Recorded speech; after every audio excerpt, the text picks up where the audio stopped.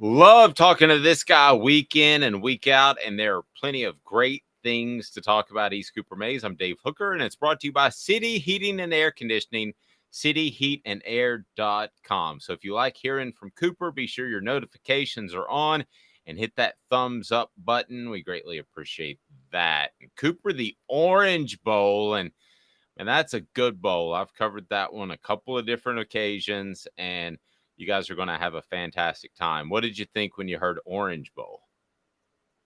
First thing I thought of was Miami. So I think it'll be a good time, good bowl trip. I'm excited for it. I think all the guys are pretty excited for it. So, it's a fitting bowl for us, I think. Yeah, I think it's there's a lot of orange. There's a ton of orange with you and Clemson and being in the Orange Bowl. And I'm just curious, did I know you, but did most of the team pay attention to where you guys were headed? Because there were a lot of question marks if it could be Sugar or maybe even slip in the college football playoff. Was that a topic of discussion amongst the group, or just kind of let it play out? I think you had to kind of let it play out per se, but I think it was on the back of everybody's mind. I think everybody was, kind of just wondering more about where the destination was that we were going to be going. So it was a pretty good destination. It was Dallas, Miami, and what's it called, New Orleans. So Yeah. those are all pretty good spots to be at. But I think Miami's the best one. I think we'll go to the beach a little bit, hopefully. So. Say, I agree with you. They've got a beach day that you're going to absolutely enjoy. So I'm with you. I thought that was better than the Sugar. Um, as far as the Clemson matchup, I want to get into that a little bit. But first, there are a lot of Knoxville and Clemson ties. Over the years, how many players have you known that have gone to play for Clemson from the Knoxville area? I think of Amari Rogers. I think of T. Higgins. Clemson had its way recruiting in Knoxville for a while. Yeah, I know three personally, and I played with two of them. So they've done a really good job. They got my teammates Amari and Brian Tucker. So Amari's at the Texans now. He was a third-round draft pick, I think, and then Tuck was a high touted recruit. So I think he loves it there, and I'm really excited to see him. Did they ever come after you and your brother? They offered Cade in I think like the freshman year of high school, which they don't really do that. They don't offer people in the early years of high school, so it was a pretty big deal. And then me, no, they never really recruited me. They were not. I think I was too small. I think they wanted to get bigger up front. So Their loss. So oh, did, for sure. did, did Cade look at them seriously, or was he pretty much locked into the schools that he wanted to go to? I think no. I think Clemson was one of his final schools. He went on an OV. Let's see, he went on OVs to Georgia and Clemson, and I think maybe Ohio State. But I think when it came down to it, I think it was between Clemson and Georgia. Gotcha. All right. In terms of Clemson as a football program, you're much younger than me. I'm always interested in getting your perspective. I remember Clemson when they were a struggling program, but since to some extent they've been on a run that you guys would like to go on. I mean, they're one of the premier programs. How do you view as a young man Clemson's football program? I would say they're in the elite category. I mean, I think they've only had like a couple years where they weren't in the playoffs. So anytime, since I started really getting serious and like watching college football and kind of getting into the recruiting scene, so like probably in middle school on, they've always been a really good team. They've always had, highly regarded, recruiting classes and really successful in a lot of years and especially recently. So I would say they're in the top groups of the program, no doubt. There are programs and teams that go to bowl games and they're motivated because they want to end on the right note. And then there are some teams, and I've seen this happen year in and year out, that go and maybe they're not happy with the destination. I don't sense any of the latter from you guys. Why are you guys so motivated to play well in the Orange Bowl to finish this season on the right note? What's the motivation there? It's just, a matter of pride and finishing out, what we started the right way and kind of doing it for him. And, he isn't getting to finish out the year. So, That's I think a big thing everybody's known is that we're just trying to go out the right way. We got some sort of hissing there. I don't know. Oh, there, it's gone away. There it goes. Okay, so you say playing for I don't know what that came from. You say playing for Hinden. Is that a rallying cry? No, probably not. But I think it's something that I think is the right thing to do, and I think it's something that we have to do right by him because he did so well for us and did really a lot of great things over the last 2 years, and I think sending his career off with a W would be good. Okay, so you and I talked before the show began. You didn't say so, but I'm going to go ahead and say so. I was darn angry, and I'm using darn to be politically correct here. But that he wasn't a finalist. And I want to get your take on that. The Vol Report brought to you by City Heating and Air Conditioning, cityheatandair.com. Integrity matters. You'll be treated the right way. No upsells on just a service call. They are fantastic people. I'm mad that he's not going to New York. I'm mad that he's not a finalist. Coop, you're an even kill guy. Talk me off the ledge here because I'm pretty ticked off. Yeah, I don't know. I probably won't be able to talk you off the ledge. I'm not mad just because I'm not really natured that way, but I can't say anything that would make it really make sense. I think he should have been in the final group. If you look at what he's done over the last year and the moments, there aren't many more Heisman moments than what Hinden's had this year throughout the course of the season. So if you look at stats and everything and record and just what he's done and the big time moments and wins that he's had this season, especially coming down to like the end of the game, and the performances he's had in those big time matchups. I don't know. I don't see a reality where he's not one of the top four guys in the country. No, I totally agree. And um, the leadership part. Here's what I question: did the voters look into that, the backstory? And Max Duggan at TCU has a great backstory too. There are a lot of great backstories in college football year in and year out, but Hinden's is pretty special with his leadership. I would hope voters took that into the count, but I don't know. Yeah, I mean, I can't speak for them, but I probably say they haven't done a huge amount of research into him because, I mean, like I said, if you look at his stats and look at his habits on and off the field and what he's doing for our team, I think there's no question that he fits the mold of what that award is for. Let me just ask you flatly: does this Tennessee football team win 10 games? Do you guys win 10 games without a Hinden Hooker in place? It's hard to say. I don't want to discredit anybody or really anything that anybody's doing, but Hinden's a very special football player, and I think everybody can see that on the field. And without him, you don't have a lot of stuff happening. No matter who comes in there, just Hinden's that type of guy. He's you don't see a lot of him go around. Just the way he makes plays, the way he makes games, and just I don't know. He's a really special cat. So I don't think so. Probably not. No, I agree. I think he is really special, and that's not to take anything away from anybody, and certainly not to take anything away from what Joe Milton potentially could have done had he been the starter. But this is a an opportunity, an extended practice period for Joe to get up to speed. What do you expect out of Joe as he gets ready for the Orange Bowl? Just for him to keep building on what he's already accomplished this season and all the progress he's made. He's like I said, he's the kind of guy that comes in and has the right mentality every day, a lot of energy and just a lot of zest for life and ready to get after the day. So he's going to make the most of his opportunities and do the best he can to make as much progress as he can before the game. So that's probably what I Not to, expect.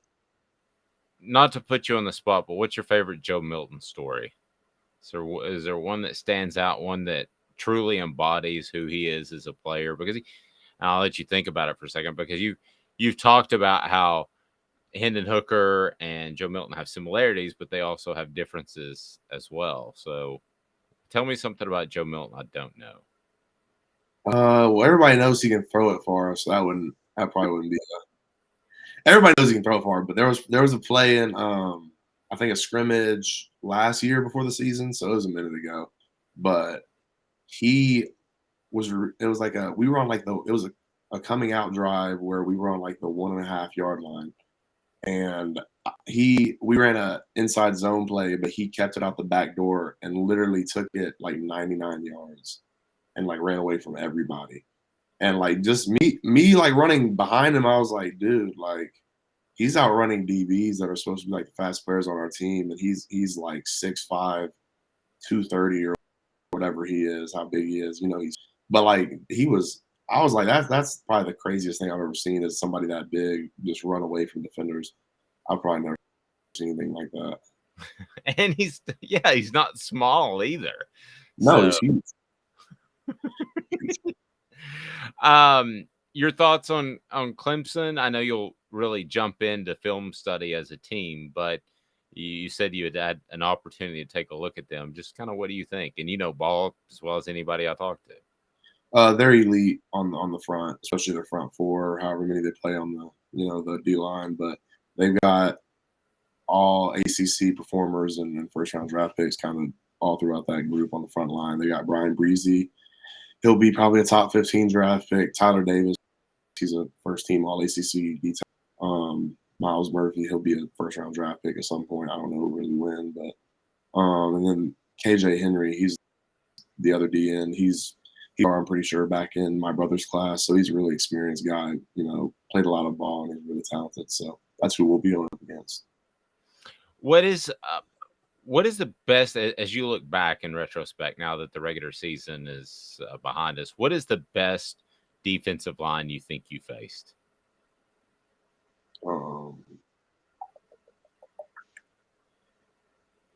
I would probably say I'll go 2 D lines, and I'll say probably Pitt and I'd say Alabama for different reasons. Alabama's more like big and strong and physical and will like stuff you at the point of attack. I feel like we dominated that matchup. Personally, I think we controlled the line of scrimmage, and I think we ran it on them. So I think we had a job well done there. But Pitt, on the other hand, is they a D line that was more like movement specialized. They were smaller and more athletic and would kind of make you miss rather than going through you. So I think they gave us the most problems personally. I think their blitz packages were really elite, especially in third down range. And then they have a guy named Kalijah Kancey. I don't remember if you remember me talking about him, but he's up for the Defensive Player of the Year award in college football right now. So yeah. He was, or maybe they already picked it. Maybe he didn't win it, but he was a finalist and he was the ACC Defensive Player of the Year. So he's a stud. Yeah, no doubt about it. So does Clemson remind you of one of those defensive lines more than the other? Probably more. I don't know. They're probably in the middle. They're probably put it both together. I think they're a really elite group. Without watching much film, I've kind of just been watching games and looking at their accolades. I know some of the guys from before this year, so I don't know. We'll dive more into the film, but I think they should be in the elite group based off of the little eyeball test. Yep. So there are players, and this is gonna filter out in the next few weeks. Maybe at Tennessee, maybe not, but across college football, that are going to choose to opt out for whatever reason or transfer in the middle of the year. What are your thoughts on that in general? On people transferring the year? Or opting out of a bowl game that there's not a championship tied to or a playoff tied to? Yeah, I'm a player and I'm a younger guy, so I'm not gonna I'm probably gonna be more on the player side, just naturally. But I think there's a lot of people that have strong opinions on it that are kind of baseless. If that makes sense. I mean, everybody's situation is different. I think you need to look into what there is at stake, and nobody knows what some kids are playing through, especially at this point in the season. Like, there's a lot of injuries that nobody knows about, like what people are going through, and just to kind of just for backing out or transferring. Like, I think it's a hard case. There's obviously what people want is probably less of all of that going on. But at the end of the day, we're all human beings, you know what I'm saying? So if there's a better reality for you and that's not playing, that's on you and you're in control of that. Nobody can stop them from doing that. Well, and I think you bring up a great point. Let's say a left guard, okay, he's not making great NIL money, probably. Um, and I'm just picking a random position, but yeah, he may have a family situation that they need some financial boost, and I think those decisions are made this time of year, right? Oh yeah, no doubt. I think everything it's the world we live in nowadays. Everything revolves around money. So, if there's a better opportunity, why not go and grab it? You know what I'm saying? So there are people who make, throw rocks and stones at these people making these decisions to leave for greener grass. But at the end of the day, people jobs all the time and go to a different opportunity. I mean, coaches go leave, coaches leave and go find a new opportunity. Everybody's allowed to leave as anything, but then when players leave, it seems like there's more of a bitter taste in people's mouth. But at the end of the day, it's 8-year-old kids trying to figure out life and make the best decisions possible, and nobody should fault them for that. I don't think. So I've no inside knowledge that this is going to happen, but if one of your teammates came to you and said, "Hey, I'm opting out, and here's why," would you like to hear the reason? What would be your response on that? Yeah, I mean, I'd probably hear the reason out and probably give them my 2 cents on they shouldn't.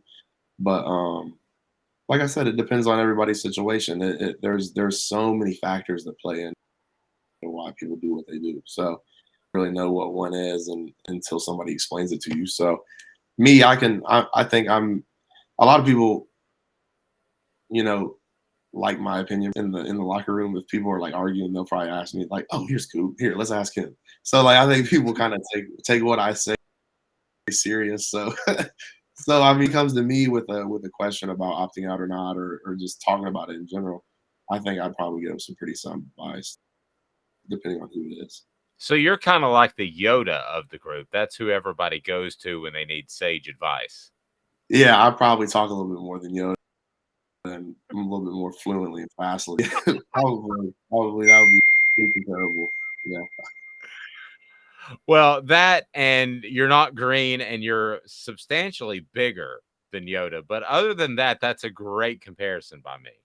Hey, I appreciate it. I'm not a Star Wars guy, but everybody knows Yoda. Everybody respects him. Yeah. Okay, then for the record, your favorite thing that's kind of considered nerdy by most.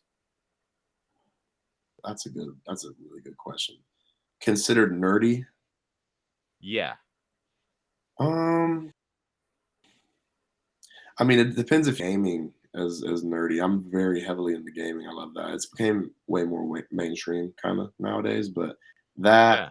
um I'm a big stats guy. Like I love nature and animals and and just I don't know. I'm huge like into learning about stuff. If I get like fixated on something, like I'll really dive deep into it. Like there was a time we were talking, or I saw something on TikTok about a tiger or something, and then it kind of got me diving into the lost sea and how there was a saber-tooth tiger down there, and I think they were digging for a Corchville and they found a saber-tooth tiger's remains. Like it's pretty neat. I think nature is, and kind of looking back into history. I'm a huge history buff. I think that you could be like the star of some sort of reoccurring documentary at some point where you travel the world when your football days are over and you dig into those sort of things, pun Yeah, intended. yeah. No, me and Darnell are planning on getting out of the NFL and then going down to dig up bags and remains and stuff. He's big into all that stuff, so I was like, man, I'll tag along. We'll go excavate the Amazon or something. I want to be the producer, so come to me and I'll help you make this happen. We Let's got a go. show on our hands. Yeah, let's do that. No. He's Cooper Mays. I'm Dave Hooker. It's brought to you by City Heating and Air Conditioning, cityheatandair.com. The Vol Report brought to you by cityheatandair.com. Integrity matters. This has been a presentation of Off the Hook Sports.